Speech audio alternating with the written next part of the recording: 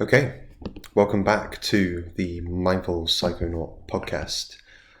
So today I am going to be talking about mental health, and not necessarily the science behind mental health. Obviously, some other things I will be talking about will be backed by the science, but more the things that I use in terms of interventions and tools that I use, and the mainly the anecdotal benefits that I've found from using these tools. Because mental health is something that everybody has. It's something that sometimes it's good and sometimes it's bad, and we need to be able to deal with these things. Unfortunately, the world that we live in is full of suffering. It's an unbelievable. No, it's not an unbelievable. It is a believable truth to the world. That there is death surrounding all of us, whether it's roadkill on the side of the road when you're driving to work, or it's a family member, or it's somebody who's getting ill. Suffering is innate, and obviously in a society now where there is less suffering, you look back a couple thousand years and actually the suffering is far greater, or not even a couple thousand years. We've come miles, we've come an extraordinary lengths to get to where we are now, but suffering is still innate to what it means to be alive.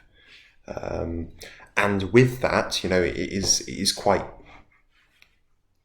depressing in some ways. It is quite daunting that suffering is true, because obviously there is suffering, but I think if there wasn't any suffering, you wouldn't have the contrast of love and affection. Those things wouldn't necessarily be as precious and as important to us if there wasn't any suffering.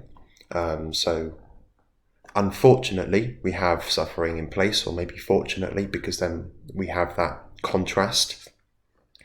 But knowing that suffering is true to our existence and to our life, we can't avoid it. We'll try our best, but it does come round eventually. And this quote from Jordan Peterson: "Face the demands of life voluntarily, respond to a challenge instead of bracing for catastrophe." And I think that is so true and so important, that just that quote there, like, suffering is going to occur in your life. So instead of pretending that it's not going to occur, hiding from it, running from it, you need to prepare as best as possible. You need to be as ready for the catastrophe when it occurs, the suffering when it occurs. You need to be as strong as possible when that occurs. And I've just finished reading this book, Man Uncivilized. I won it in a competition, and have only just read it. It's quite a short read, but it talks about almost the ethos of being an uncivilized man, and doesn't necessarily apply to men only, but the role that men play in society, and how we do have, there's the term of toxic masculinity that gets thrown around, and how men are more aggressive, men are stronger generally, and all these traits that define a man, or that predispose someone, or that men have, on average, more than women. Those differences are so key. They shouldn't be shunned. They shouldn't be shamed for who you are. Men are, it's in what it means to be a man, to be slightly more aggressive, to be slightly stronger, and it's not to necessarily, like, those things are bad. Yes, those things can be bad if they are out of control. The differences that we have between males and females is they are there. I think a lot of people try to, or some people do try to ignore those and almost say that it's a societal thing. The differences are there. It's true. And those differences are not necessarily bad. They're bad if they're not controlled. You know, if you get a child who is unbelievably aggressive from when they're a baby all the way up to in those early years of their life, that child needs to be nurtured, needs to be played with, rough play, and it needs to figure out the boundaries. It needs to learn the boundaries. Aggression and that strength that males will have over females generally needs to be it shouldn't be shunned. It shouldn't be stopped at all causes. Okay, you can't be aggressive with this person, because in fact that aggression is a strength. It's a difference, and that strength can be used for protection. It can be used for attack if needed. If there is an enemy of whatever it might be, the differences that set us apart need to be, you need to understand those differences. You need to be aware of them, because then you can be aware of how they can get out of control and how you can use them in a controlling way to better the lives of other men and other people in society. It talks a lot about, obviously, the statistics across male and females. You have a massive proportion of men who are in prison, far greater than females. And then a lot of people will look to that and say, well, males are unbelievably aggressive, males are this, males are that. It's like, yeah, well, males are also unbelievably suicidal compared to females. And there's lots of different kind of stats where males do rank higher in a lot of contrary stats, which some stats will be highlighted to support someone's argument, but they'll disregard some of the other ones which might go against their argument. And going through with returning back to suffering and how that's innate to what it means to be alive and living in this world, you need to be able to handle that suffering. You need to be able to deal with the suffering, and the psychological tools, not just psychological tools, but just the tools that I will be listing today, are ones that I have used, and I have, whether I used them directly knowing I'm going to use this thing and it's going to help my mental health, or whether I was using it for another reason and actually subsequently another add-on benefit was that I was able to improve my mental health. But returning to this book, Man Uncivilized, there's a lot of rules to follow, or at least rules to guide you in terms of being an uncivilized man, and actually some of them apply to just everyone, being a good person. And I think one that has really stuck with me is know that love without strength leads to victimhood, and strength without love leads to tyranny. So I think with that you can stress the value of, men are typically stronger physically, and that difference, and obviously there are differences there are strengths that females have over males, but it is using those strengths and using those differences to your advantage and to the advantage of other people as well, to almost try and better this community of people.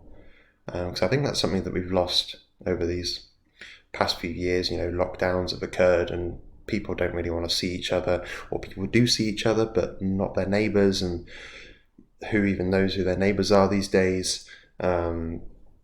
You're less likely to talk to someone when you see them in the street. There's definitely a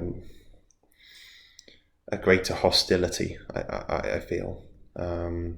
And I think the way out of that is to try and be the change you want to see. Speak to people you haven't seen before. If you're out on a walk and they're, people who are out on a walk, go and say hi, just even if it's just a hi as you're walking by. It's nice to say hi to a random stranger. It's nice to actually even say more, pick up a conversation and get to know some random person and then say goodbye and never see them again. It's quite the value of human connection is very important, and I think that has been lost, or because we are so connected in terms of, we don't just know our neighbours and know the village. Actually, now we barely know our neighbours and barely know people in the village, but we know people across the other side of the world because we've got the internet and we've got social media, and that's almost, you've got such a massive input of human connection. It's like artwork. If you have one, if you have one bit of art, it's very valuable. It's unique. But if you have 10,000 copies of that artwork, it's now less unique, less important, and less valued. So I think that can be related a lot with human connection. So, the first tool that I have used is cold water immersion. I have recently put up a post on one of my Instagram accounts, Joel Clark Training, about cold water immersion, and it's been a really great tool to use, not only for the physical benefits of being able to be healthier, being able to keep yourself warm in the cold. It's a good cardiovascular exercise, all these great benefits of being in the cold, being able to breathe properly. That's another one, being able to breathe deep breaths and using those deep breaths to keep yourself focused on staying warm, but also actually I think it brings about a bit of a meditative state. That's something else obviously I've mentioned in the past about mindfulness. But yeah, there's a lot of benefits to the cold water, and I think it comes back to this suffering and being able to, don't brace for catastrophe, face the demands of life voluntarily. I think I can't remember what the specific quote is from Jordan Peterson, but it was kind of that which you approach voluntarily shrinks. So if you have a fear, maybe it's a fear of heights, and you say, I'm so scared of that, I'm not going to do it. That fear is always going to be really massive. And the only thing you're going to do to improve that is approach it. So walk to the edge of the cliff, look down, see what it is that you are scared of.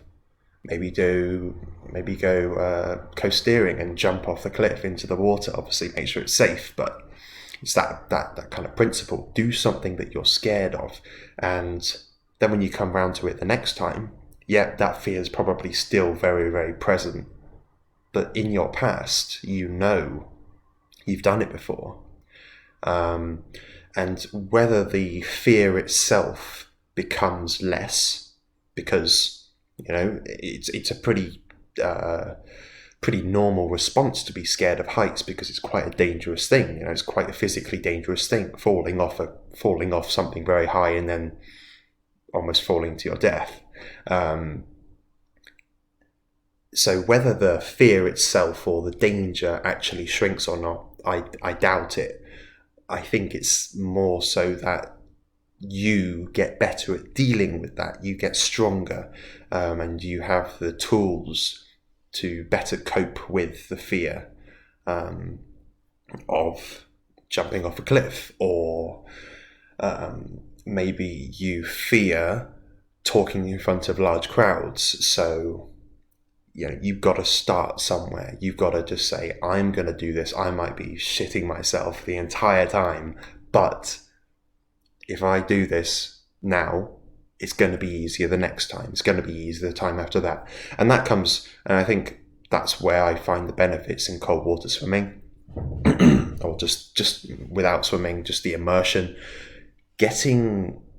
walking to the riverside at it kind of in January, where it's 2 degrees outside, and I'm in my coat, my jumper, my tracky bottoms, and a scarf, maybe gloves, hat, everything, and I just have to take everything off. It's down to my swim trunks and get in the water. That's a real challenge. That's a something that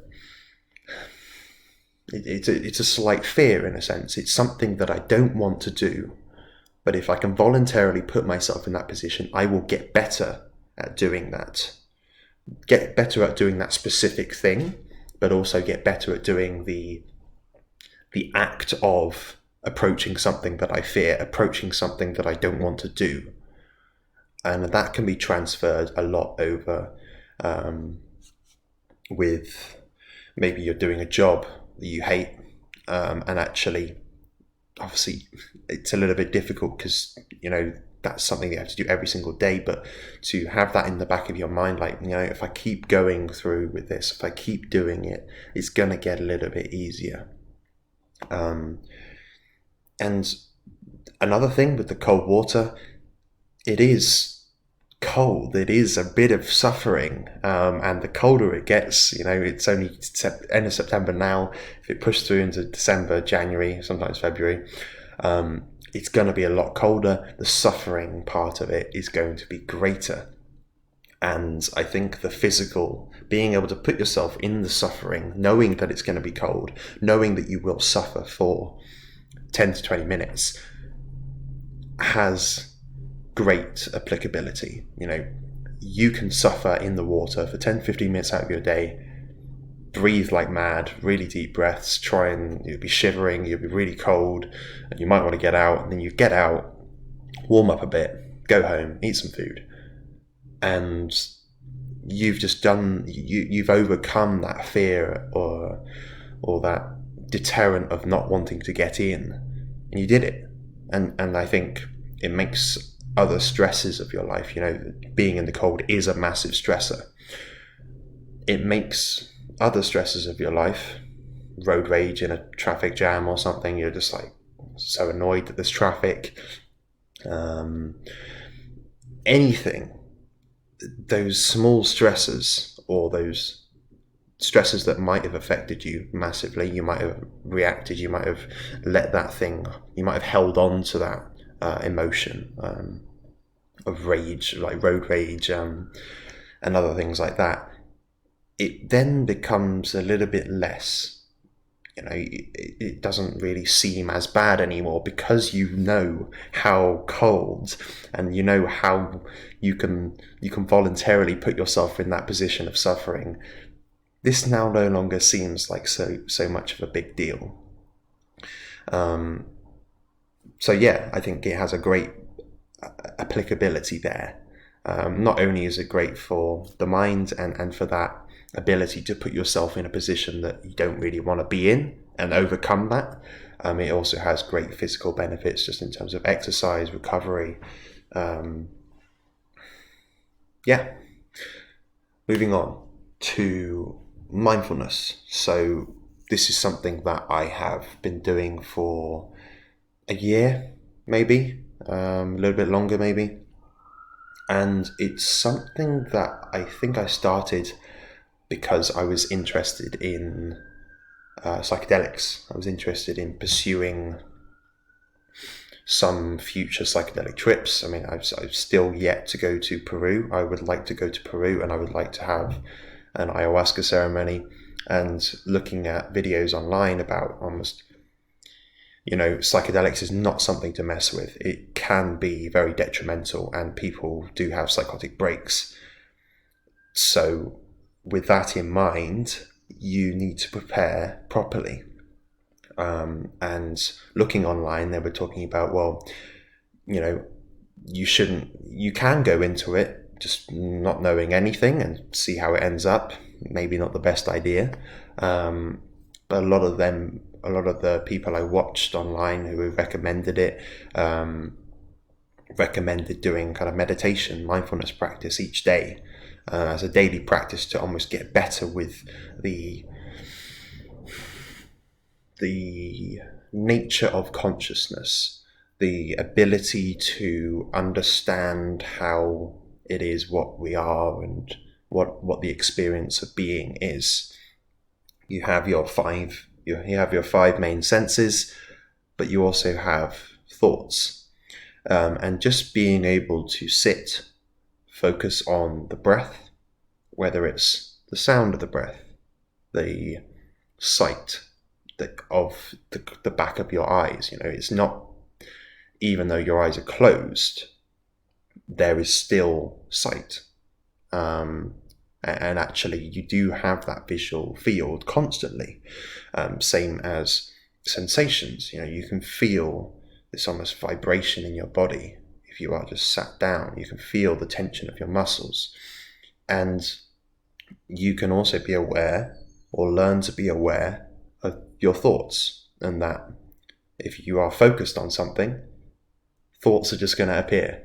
When your focal point was, I want to focus on my breath, and then you just start thinking about something different, you need to recognize that, and recognize that you didn't have any control in seeing what you see, hearing what you hear, or thinking what you think. Being able to recognize those things, recognize that there's five senses that generally, okay, yeah, well, of course I don't control what I see, or of course I don't control what I hear. Recognizing that with thoughts is really, really important.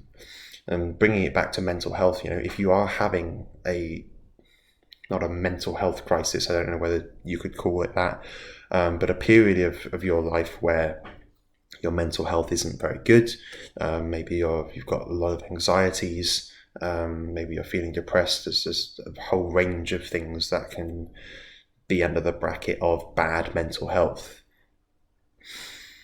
Being able to be aware of maybe you're having these negative emotions, being aware that you didn't decide to have those negative emotions can detach you a little bit from the emotions themselves and better handle those.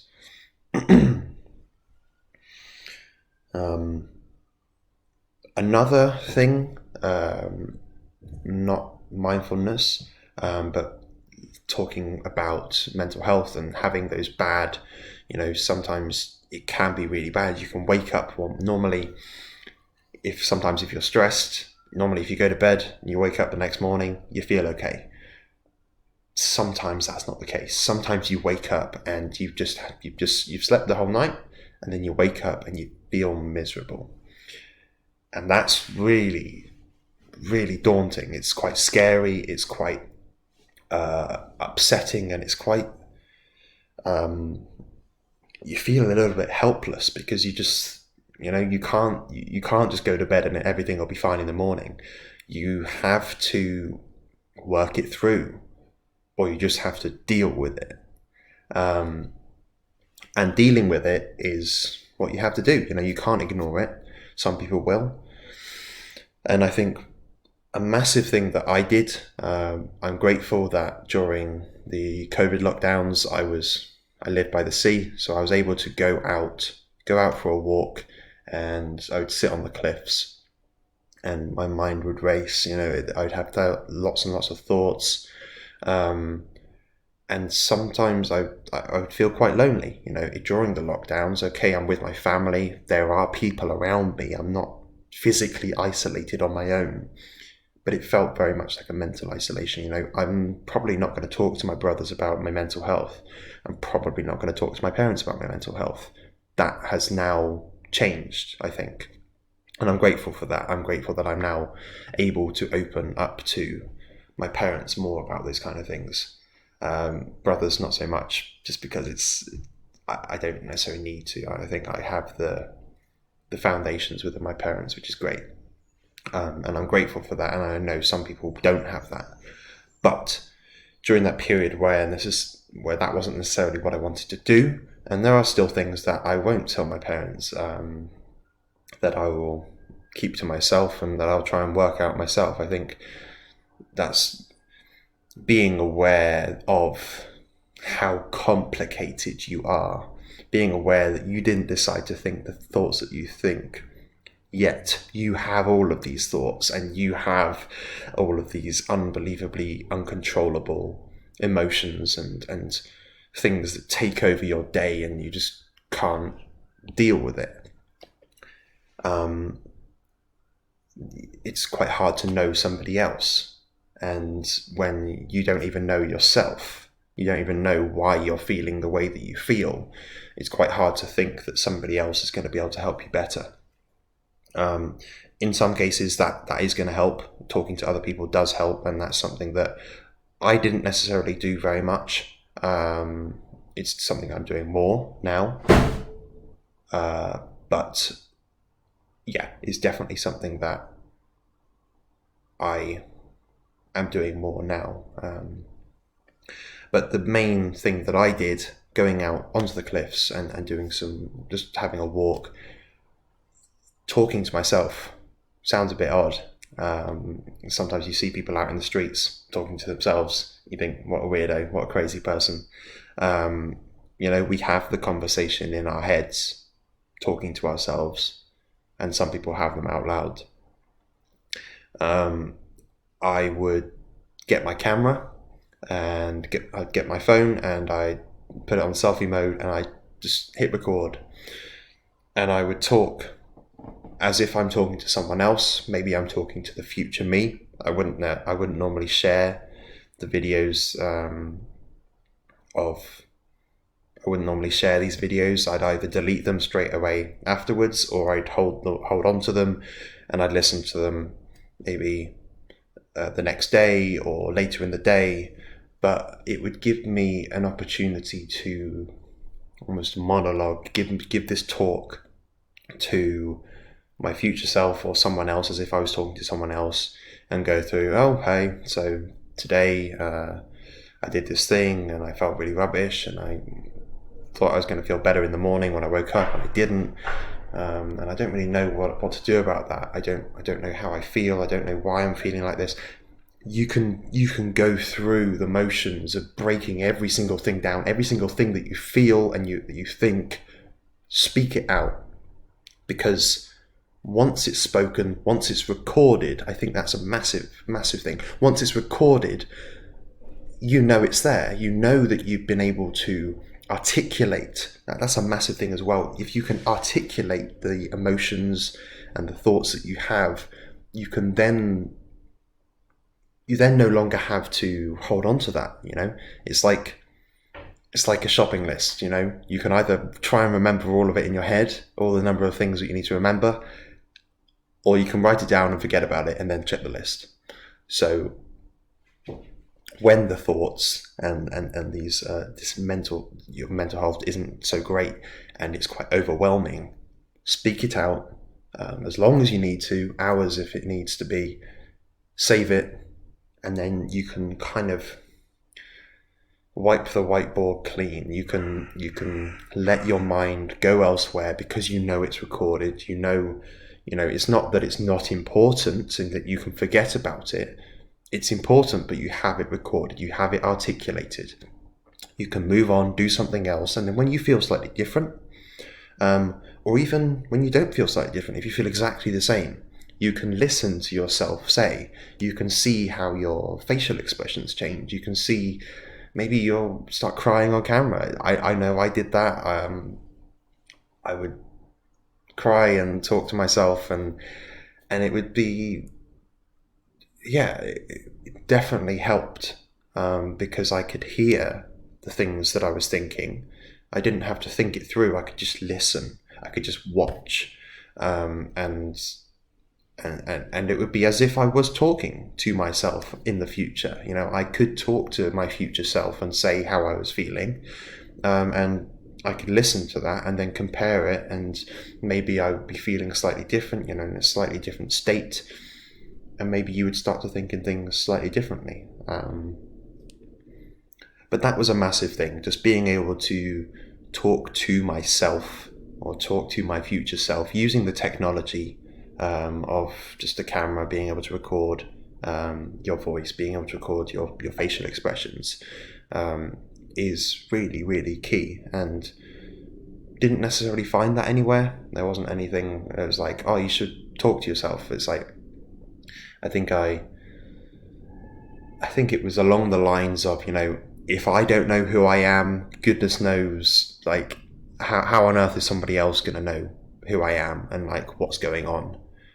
So I really need to try and figure this out. So I would talk as if I was talking to someone else, but to myself, and then I could listen back to that, maybe delete it after I've listened to it because it served its purpose, or maybe hold on to it. And if it was something that really held true to how I felt, I think part way I spoke about almost like a puzzle, a jigsaw puzzle, and I felt like a piece that just didn't fit in, and being able to just articulate that, being able to articulate it as if you're talking to someone else, can help align your thoughts a little bit better, and just put things into a bit more of a manageable. If we go through those 5+ thoughts, senses, you not just only have your thoughts now, but you have thoughts, you have sight, you have sound, and actually having more than just that one perception to deal with the way that you're feeling and thinking is really important, and I think has a lot of benefits to it. So that is self-talk.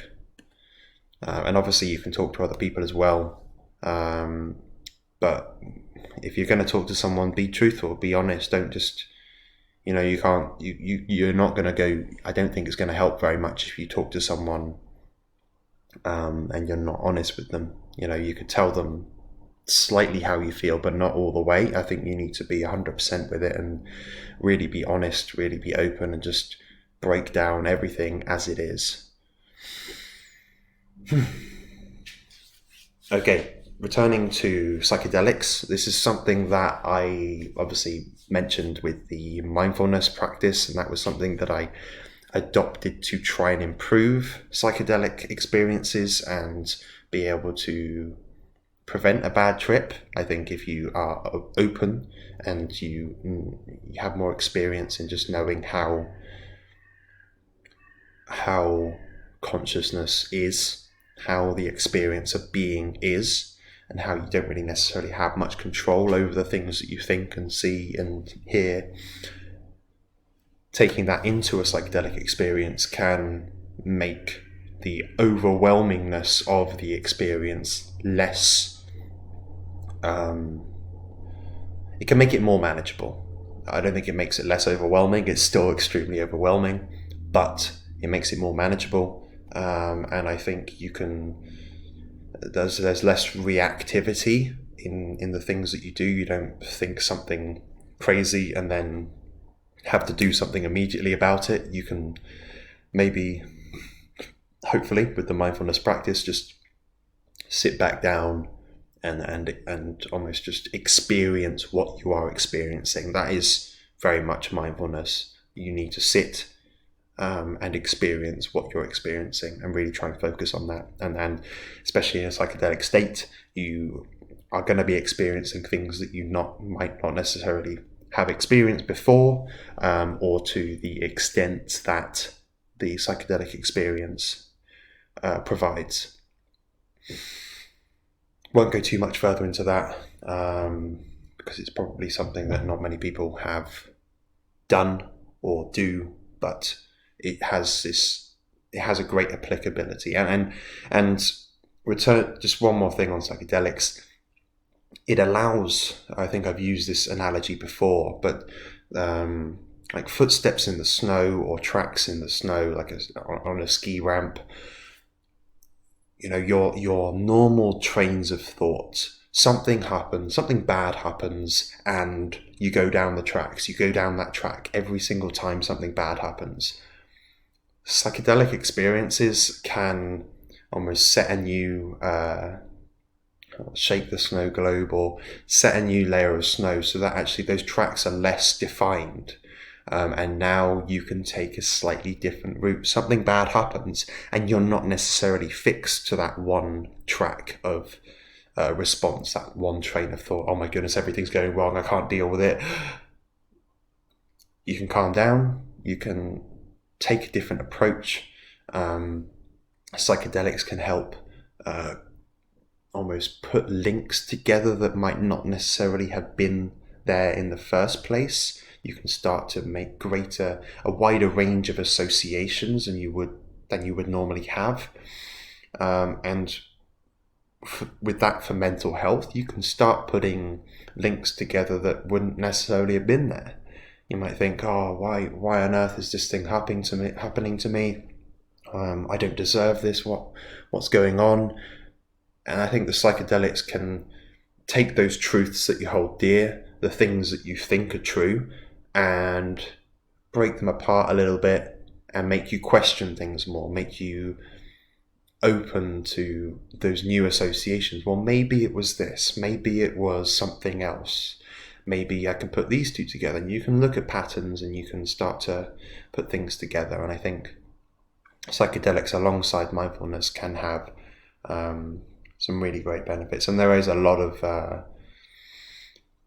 evidence behind psychedelic experiences and mental health, end-of-life depression. I think episode 3 of the Mindful Psychonaut podcast is all about psychedelics and a lot of that research. So if you haven't listened to that already, I would highly advise you do. And finally, returning to Jordan Peterson, he's been a massive educator for me in the realm of psychology and just understanding what it means to be a person, and the motivations behind the things that we do and how we are the way that we are. I have started the self-authoring program, almost finished it actually. So this is a program that he offers on his website, and essentially this comes along with, it's in 4 parts. You have a future authoring, past authoring, and then 2 present authoring programs. And each of those present authoring programs, one of them is about your virtues and one of them is about your faults. So when I talk about self-authoring, this is essentially a website where it will break down, maybe if we go for the present authoring program faults. So that's the first one I did. And it will break down each of the general traits that you have and habits that fall underneath those traits. And you'll list through the habits that you have, and actually then it breaks it down even further, and it'll say, well, how has this habit specifically inhibited you? What circumstance has this habit been present and has led to something happening? What could have been done better in that situation? And how can that habit be applied or improved as a whole, rather than just that specific situation? And you would take those 3 things, the specific situation, how that can be improved, or how that could have possibly been worsened, and then how that can be applied as a greater overall thing for your life rather than just that specific situation. And that's a very similar trend across all of the future authoring, past authoring, all of those things. And it just makes you think about the different things that you have in your life and the impacts that it might have. You might have cheated on someone in a previous relationship, or have been cheated on. And you immediately you put the connections together, and that is what happened. But if you can then break it down and say, well, this is what happened in this situation. Now I'm in this situation. How could have that situation been worse? How could it have been better? And how does that apply to the rest of my life? And alongside the self-authoring program, just all of his lectures have been, he's a very, very knowledgeable person, and there's a lot to be learned from him. And I think my experience of the self-authoring program, it has been really great. It's been really interesting to write about my life and write about things that I want to do in the future, and really break it down in a way that I've never really broken it down before, or at least into such a detail that it does. And I think, similar to the self-talk intervention, being able to articulate your thoughts, being able to articulate not only through speech in the self-talk, but through typing in the self-authoring program, it works quite nicely in that program. You start off quite broad, and then as you go through the program, it helps you refine that more and break out into more detail, and that has been really, really great for me, just to rethink through past events in my life that might have been traumatic, that I might still think about to this day, that have been 3-4 years ago, and it helps me deal with that a lot better, and I think can help me.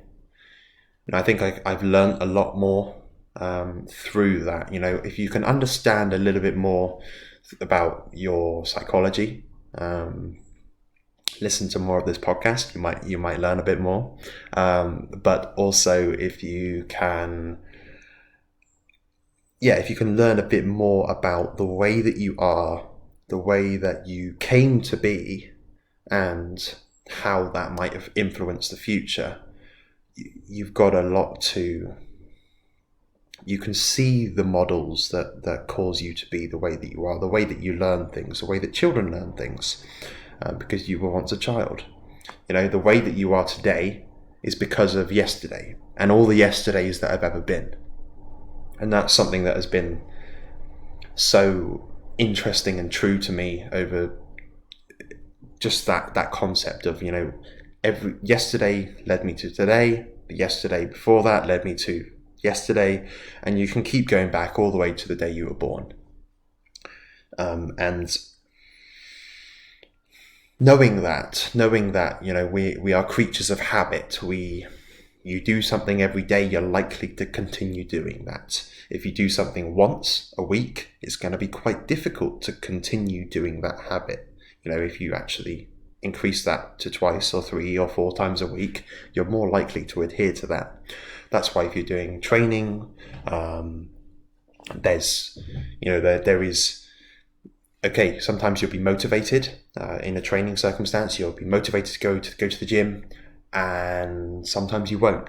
So if you can get in a habit or use those motivated times to go to the gym every single day, maybe not every day, most days of the week, you can then ingrain that habit on the days that you don't want to go to the gym anymore. You don't have that motivation. It's already built in. You're more likely to go and get it done because it's built as a habit.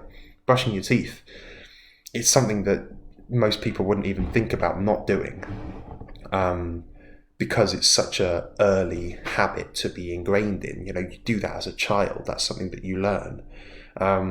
Even potty training, you're either just gonna shit yourself as a child, and then you're eventually going to learn not to shit yourself, and you will go to the toilet. So it's such a bit of a crude thing there, but it is so applicable, and being able to learn more and understand more about the way that you are, the way that you change, the way that you can change, and just getting a greater understanding of how you've come to be where you are now can help you work through past traumas, past events, work through your past and see how that's led up to where you are now.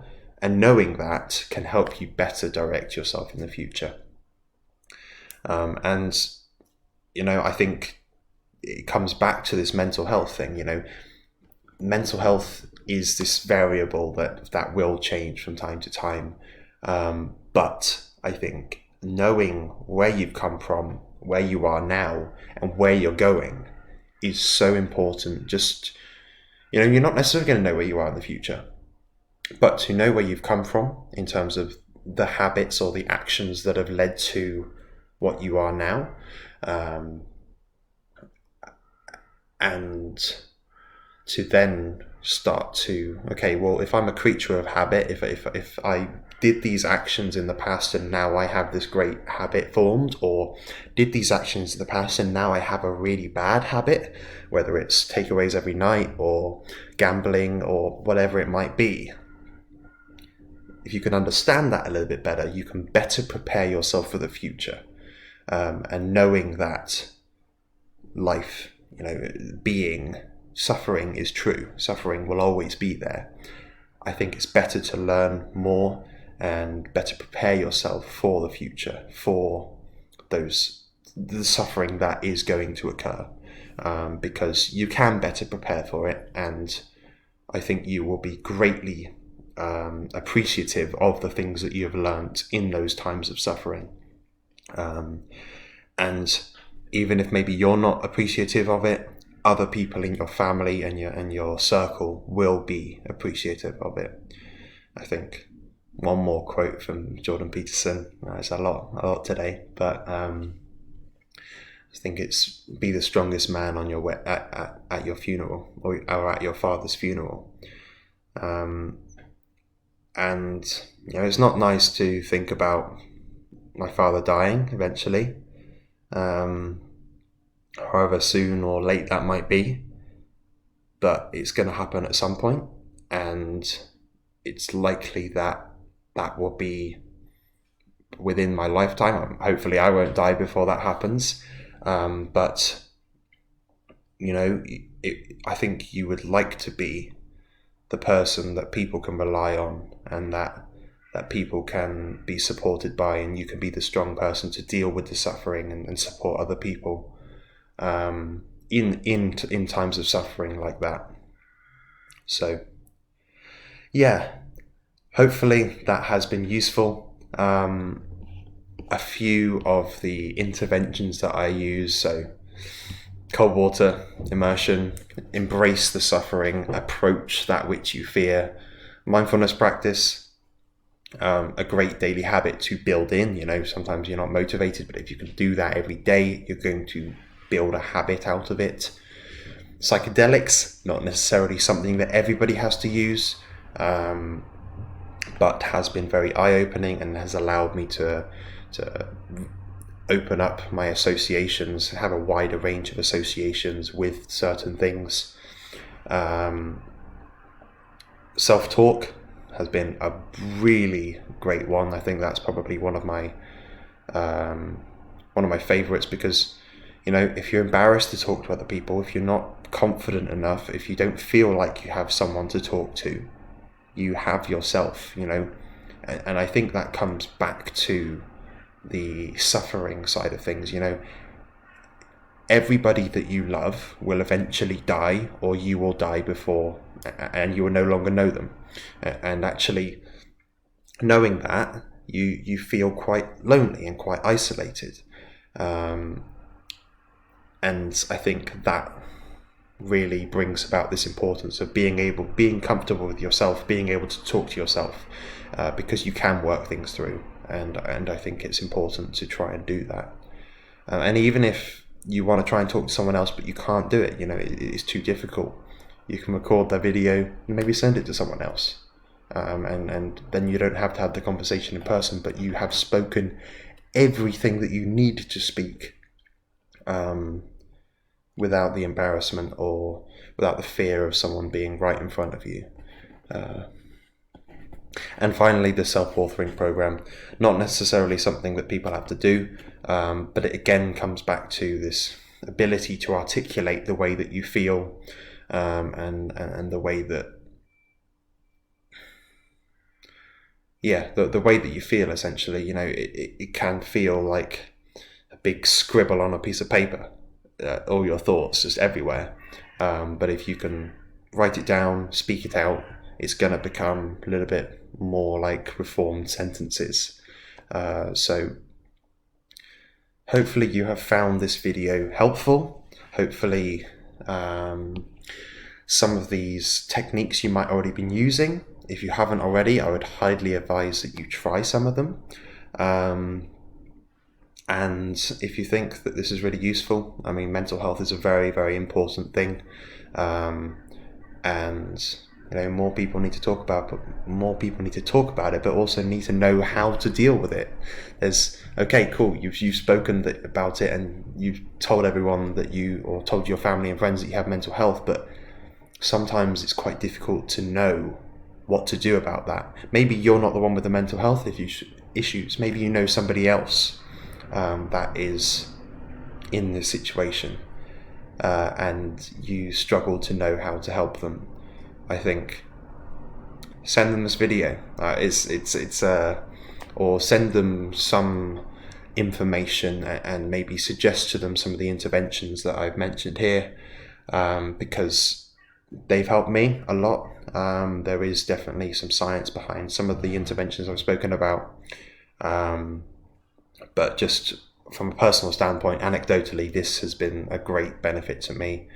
And it's also knowing that, these tools that you learn now and ingrain as a habit, or at least once you've learned them, you have them for life. Obviously you're going to come a little bit out of practice if you don't use them, but mental health is something that changes all the time. Suffering is innate to being. Knowing that when suffering is greater in your life, when someone passes away, when a relationship ceases, you are going to need to use these tools. And I think having more of the tools available to you, having a greater education on why those tools might help, and the psychology behind it is really important. So hopefully you've enjoyed the episode. Do feel free to share with other people, because it really does mean a lot to me. I can get the word out to more people, and I think this is really important, especially in the topic of mental health. Apart from that, hopefully you enjoyed the episode, and I will talk to you soon.